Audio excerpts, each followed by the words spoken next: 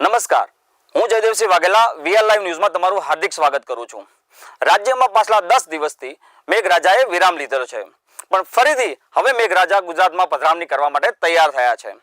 હવામાન વિભાગના નિષ્ણાત અંબાલાલ પટેલનું માનીએ તો આગામી 10 દિવસ રાજ્યમાં અતિ ભારે વરસાદની આગાહી છે। રાજ્યમાં 12 ઇંચ કરતાં પણ વધુ વરસાદ ખાબકી શકે છે। હવામાન નિષ્ણાત પરેશ ગોસ્વામીનું માનીએ તો રાજ્યમાં હજુ પણ અતિ ભારે વરસાદ વરસી શકે છે। નીચાણવાળા વિસ્તારોમાં અતિ ભારે વરસાદની આગાહી કરવામાં આવી છે। ત્યારે આજે આપણે મેપ દ્વારા સમજીશું કે કયા એરિયામાં કેટલો વરસાદ ખાબકી શકે છે।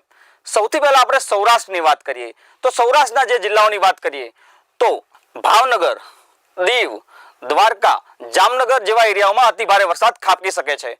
આપ જે જોઈ રહ્યા છો આ લો ડિપ્રેશન ક્રિએટ થયેલું છે, જેના કારણે અહીંયા વધુ વરસાદની શક્યતા છે।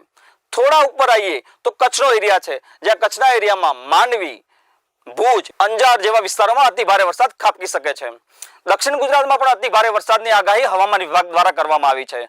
દક્ષિણ ગુજરાતની વાત કરવામાં આવે તો સુરત, આ જે એરિયા આપ જોઈ રહ્યા છો સુરતનો એરિયા છે, સુરત, નવસારી, વલસાડ આ એરિયામાં અતિ ભારે વરસાદ ખાબકી શકે છે। અહીંયા ડીપ ડિપ્રેશનના કારણે વરસાદની એક્ટિવિટી સર્જાઈ શકે છે। આવતીકાલથી 16 તારીખથી 20 તારીખ સુધી રાજ્યમાં અતિ ભારે વરસાદની સાર્વત્રિક વરસાદની આગાહી હવામાન વિભાગ દ્વારા કરવામાં આવી છે।